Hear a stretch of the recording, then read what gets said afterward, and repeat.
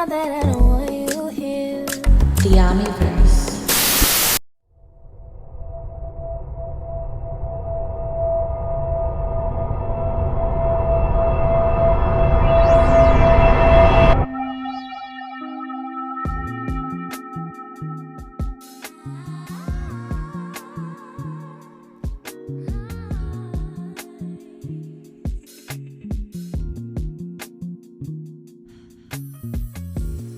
Hello family, welcome and welcome back to my channel.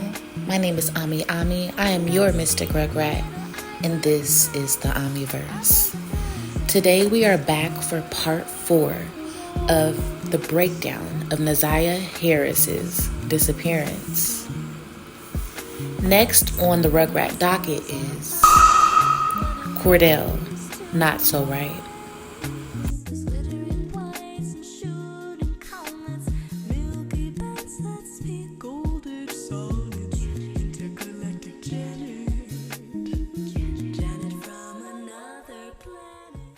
Can you spell his first name for me? Cordell.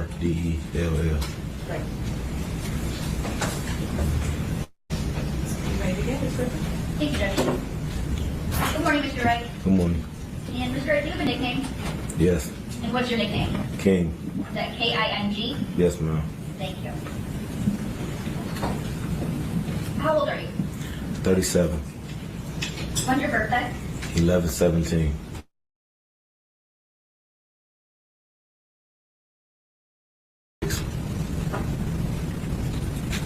And Mr. Wright, back in January 2024, were you on an MDOC tether? Yes, I was. Okay. And what dates were you on tether from? From March 14th, 23 to March 28th of 24. And what were your tether restrictions back then? I could leave the house from 6 in the morning. I had to be back in by 9 p.m. Okay, family, so Cordell Wright was on house arrest, aka tether, which allowed him to leave the house during the day and be back at 9 p.m. This was established March 2023 and was to end in March 2024. Keep this in mind because this is very important. Mr. Wright, do you know someone named Jarvis Butts? Yes, I do. And how do you know Jarvis Butts? I first met him, we worked together at a shop called Frank's. And then we owned the shop together. Okay. And do you see Jarvis Butts in the courtroom today? No. Are you freaking serious? This is the second person that is acting like they do not see Jarvis in the courtroom. What is this helping? What is this doing for you? Family, what's wrong with these people? They must be boo-boo the fool. You can't see Jarvis. But he done been your right-hand man and y'all done owned a shop together and worked together before then. After all these years, you don't know his knucklehead. You don't know his peanut-built head. Come on now. All right. We're not starting off on the right foot, but let's continue. Would you be able to stand up so you can look around? Yes. I know you fucking lying. This is absolutely ridiculous. You cannot make this shit up. Family, watch this. Look at the guard. Look at the guard. Look at the guard. Even he knows it's bullshit. 2018. Look, y'all. I'm not even gonna lie. I can already tell what kind of man this is. I've dealt with men like him. This is the man that is good at playing the part. You know, he presents more put together. He presents himself as being more articulate, and he's smooth, and he knows how to read the ladies or read anyone he's around for that matter.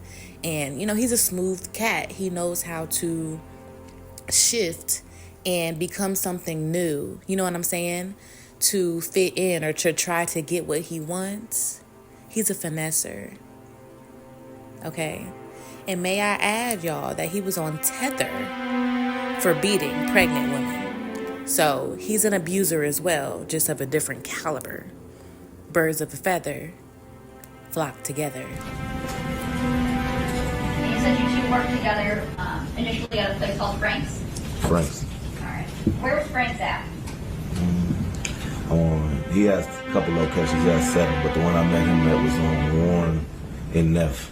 Okay. And what locations of Frank's did you work at with Mr. Butts? Warren in Neff.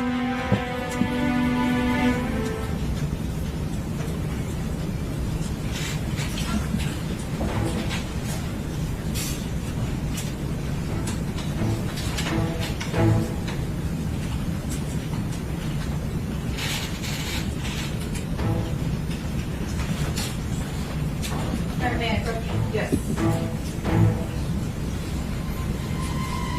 Mr. Wright, I'm approaching people's proposed exhibits 4, 5, and 6. Can you look at these and tell me if you recognize those? I recognize this one,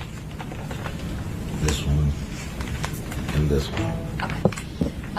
And those are those a fair and accurate depiction of the Frank's Auto Shops? At least 2 of them on Warren and the other one maybe on Harper? Yes. Okay. Which is the one that's on Harper? The last one on the inside. Okay. And that's People's Exhibit, proposed exhibit 6? Yes. Okay. You're not moving for the admission of People's 4, 5, and 6? Any objection? No objection, Your Honor. They'll be admitted as People's Exhibits 4, 5, and 6. Thank you, Judge.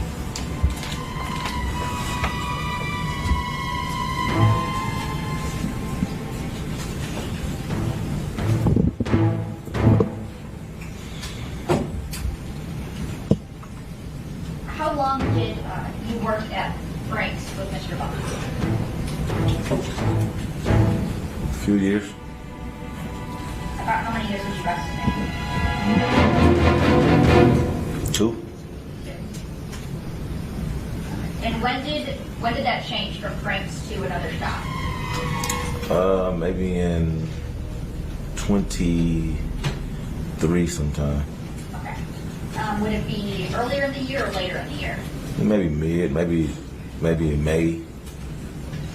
Well, maybe April, May. And then where did you guys work then? We got a shop together on 9,000 Connor.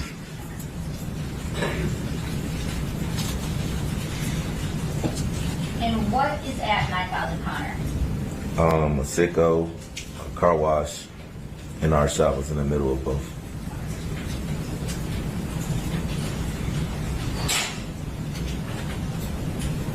Your Honor, may I approach? Yes. Mr. Wright, I'm handing you this market book proposed exhibits 7 and 8. Can you look at those and tell me if you recognize them?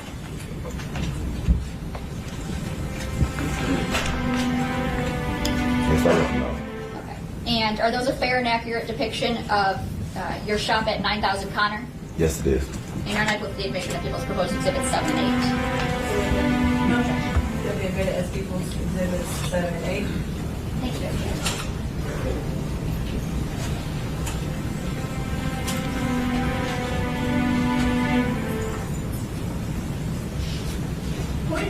Who was it that you mainly worked with at 9,000 Connor?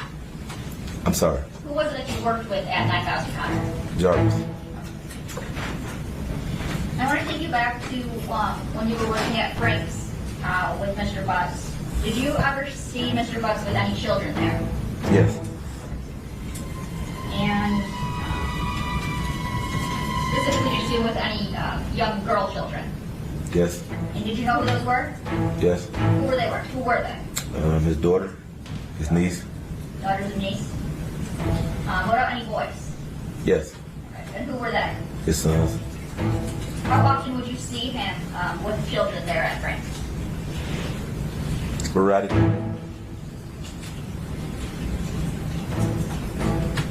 And at 9,000 Connor, did you see Mr. Butts with any children then? Yes. Any girls? Yes. And who would they be? His daughter. And what about any boys? Yes. Who would they be? His son. And how often would you see him with children at 9,000 Connor? Sporadic. Now, I want to note, at Frank's, before Jarvis, And this peanut head right here, Mr. Eminem, before they got their shop together, he confirmed and said that out of his own mouth, that would be his daughters, his sons, and his niece that would come up to Frank's. Why did his response change at the O'Connor location where him and Jarvis now have their own shop? Why didn't he mention the niece coming to this shop? You got to pay attention to everything. So she went to the last shop and not this shop. What makes you not mention that she came to this shop? And then just watch after this, y'all, how they line them up. Watch how they line him up. Watch how they catch him in a lie without telling him that he's caught up in a lie. And you're not going to catch it unless you're good at catching these things. Okay. Let's get into it. And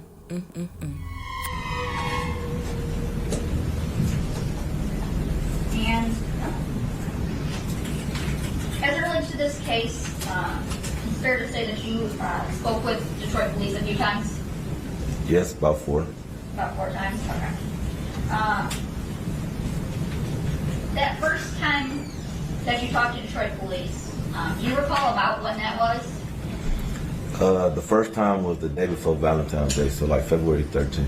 February 13th, and is that of 2024? Yes. Okay. All right. And at that time, were you presented with a jail call? Yes. Okay. And who was that jail call with? Jarvis. Okay. And who was he talking to? Me. All right. And what was the topic of that jail call? He called to ask would I receive a cell phone out of a truck for him. And were you familiar with what truck he was asking you to get it from? Yes. What truck was that? It was a Z71 Chevy Suburban. And did you know who that truck belonged to? Yeah, it was baby mom or somebody he was dealing with. Okay. And do you recall listening to that jail call? Yeah, I recall.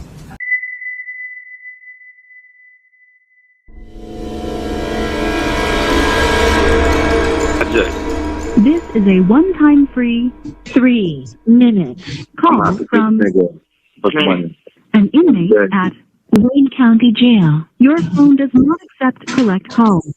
This call has been provided by Telmate as a courtesy for friends and family. You cannot receive additional calls from this inmate until you set up a prepaid account. We can take your credit or debit card information over the phone and connect you immediately back to the call. This call is subject to recording and monitoring. Press 1 to accept all communications from this. Thank you for using Telmate. My guy, what's up, man? Not shit, man. What's happening? Not shit, man. How you feeling? My bad, I missed your call. I was working like a motherfucker. I figured they said you was up there banging. Said the shop was banging. Yeah, you know it. What's up, my nigga? Who is that, son? What's up, boy? You know it, nigga. Hey, shit. Man, I'm calling, man. These bitches ain't put my money on my motherfucking books, bro.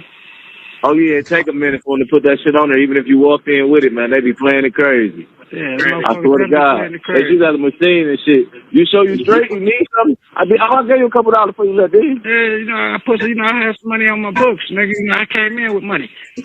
Oh, yeah. Yeah, so they didn't put that shit on my hookup. I was looking on the little tablet thing. They talking about $0. That's some bullshit. That shit crazy. Yeah. How is it, though? Man, that's some bullshit. I'm in quarantine on this whole shit, bro. Oh, yeah, they got you on that quarantine flow for how long? Yeah, 3 days? I don't know how long, nigga. Shit, I'm about to be the only one in this bitch in my part. You say, what happened? I said, shit, I'm about to be the only one. Ain't nothing but me and youngin' up in this motherfucker. Some boys up in this bitch. Okay. Yeah, so. What you need? Huh? No, I was acting funny with that customer needs. Man, listen. You straight? Yeah, I'm good, my nigga. I'm good. Huh? I said, yeah, I'm good, dog. Oh, shit, yeah. You got Tasha's number, right? Jarvis says, oh shit, you got Tasha's number, right? Yeah. So, Dig, I'm gonna need you to call her one day, nigga, and get that truck up there, nigga. Get my phone out that back seat, bro. I'm gonna need you to call her to bring that truck up there and get that phone out that back seat, bruh. Oh, man. All right. Well, how am I supposed to get the truck up here? What am I supposed to tell her? Well, how am I supposed to get the truck up here? What am I supposed to tell her? I don't know, Cordell. Tell her the engine's leaking. Tell her Jarvis said that the transmission need to be changed. Whatever was said, you said it to get that woman up there and look for that damn phone. Clock it. And Cordell, haven't you had enough of the prison cell? You are already on tether, on that bullshit. And that's why you're on stand in that jumpsuit. This is absolutely asinine. And may I add, on a recorded line. Let's proceed. Tell her you fuck around and lost a card up there too when we was moving the radio. Okay. I just want to see. Now, listen, It's where? You have 1 minute remaining for this call. reach behind that back seat. It's where? Yeah. As soon as you reach behind that back seat, bro, there's a box right there. Just reach straight behind the middle of that back seat, bro. Okay, under it or in the back or in the back thing? It's in the back, like right in the back of the seat, bro. Okay, I got on the second row. I got you. And I need the key. You know you took the key. You took the key to the gate. It's the same key. I don't got that key, do I? Yeah, you do. It's the same key to the lock at the door. Oh, okay. I didn't know that. All right. Yeah, that's the same key, bro. So Man, you know I got you. I'm put some money on the phone later, man. When I get around, baby, I haven't put the credit card. You hear me? It's all if you need them on, I call my wife and have her bring it up there to you. No, I don't need it though. If you said it's the same one, I got it. So I don't need it right now anyway. Just when I get the scrap out of there. Okay.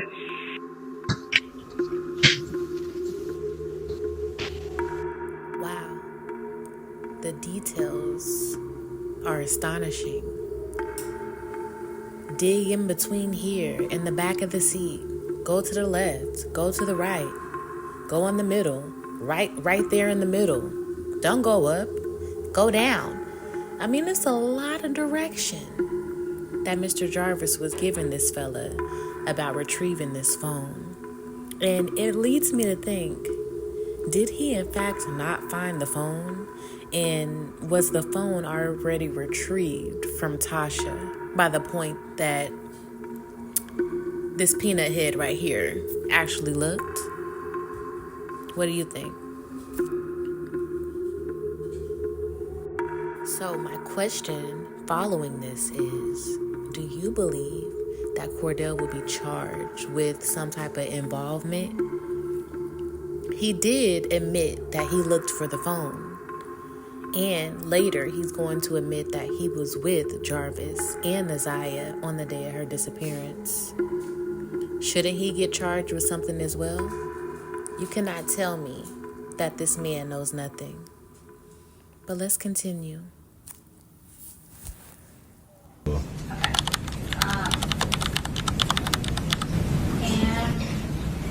Mr. Wright, were you successful in getting that cell phone from the vehicle like Mr. Bud asked you to? She came up there, but no, I wasn't successful. It wasn't there. Wasn't there? Okay. When we say she, who you refer to? Tasha, And who's Taki that you know of? his baby mom. Okay. Did you look for it in the vehicle? Yeah, I looked for it. Okay. And you were unsuccessful in finding it? Yes. That's the face of somebody that knows that they just fucked up. And Mr. Wright, I want to talk to you now about the second time that you were speaking with Detroit police. Would it be fair to say that was just a couple days after your first time? It was not long, a few weeks maybe. I was off tether at that point, I believe. Okay. And do you recall talking about fixing a red Jaguar and going to Ypsilanti? Yes, I do. Tell me about how many times did you and Mr. Butts go to Ypsilanti? I believe it was either 2 or 3. Okay. All right. And how did that come about? Whose red Jaguar is this? My son's grandma. Your son's grandma. So she called, said she was having some problems with it and asked if we would come look at it, which is not unusual. We do house calls depending on the person and where it's located, but this is my son's grandma, so of course we're gonna make the exception. She called and said she was having problems with the car, asked if we would come look at it. Went, assessed the car at her house the first time. I think we made a minor repair there. Not to the extent that it was the problem that she was having after the fact. Okay. So, where does red Jaguar locate when you guys go out to see it? Mr. My son's grandma's driveway in Ypsilanti, off Michigan Avenue, I believe. All right. And who goes with you out there that first time? Jarvis. Okay. Is it just you and Jarvis Butts? Yes. Okay. So you guys go out there and you assess, make a minor repair. Yeah. Does it completely fix the car? For that problem, yes. Okay. And then is there another time that you end up having to do work on this red Jaguar? Yes. Okay. Tell me about that. She drove the Jaguar for a while. It was doing fine. And then she said it was leaking something. I asked her what it was leaking. She said she didn't know. I asked her if she could get it towed to the shop. She said yeah. So that's your shop at 9000 Connor? Yes. Okay. And who works on it at 9000 Connor? Me and Jarvis. Okay. And what do you do when you finish fixing? Do you ever fixing the red Jaguar? Yes. Okay. And what do you do when you finish fixing it? We take it back to her. I called her first and asked her how she was planning on retrieving the vehicle. She said she was going to tow it, and I didn't want to cost her no more money, so I told her that we could bring it. Okay. And do you recall if that was on or about January 9th of 2024? It was on. It was on that day? Yes. Okay. Tell me about how that day started for you. I woke up. I typically leave the house at 6 because that's what time I could leave. So I went to the gym. I got to the shop probably around 8:30. I don't know who opened the shop. I can't really recall which one of us opened it, but Jarvis may have been there already. A few cars came in, then the Jaguar probably got there maybe around 9 o'clock. I assessed the Jaguar. Jarvis left for a moment. I had another mechanic, being it's a foreign car, so I had a foreign car mechanic on call to help with the work, but he was busy, so he came, said he wouldn't have time to do it, so I think I Googled it, seen how it was done, and I proceeded taking the water pump off. Okay. About that work that day? Yes, he was there. Okay. What do you guys, you being you and Mr. Butts, do as it relates to work that night? I think we had a few cars that came in that needed some minor repairs. Between that and the Jaguar, we was jumping in and out of the Jaguar job, and the cars that pulled up, maybe oil change, tune up, whatever, et cetera, so forth was. But we was mainly working on the Jaguar, trying to get the water pump off, as it is a hard job to do.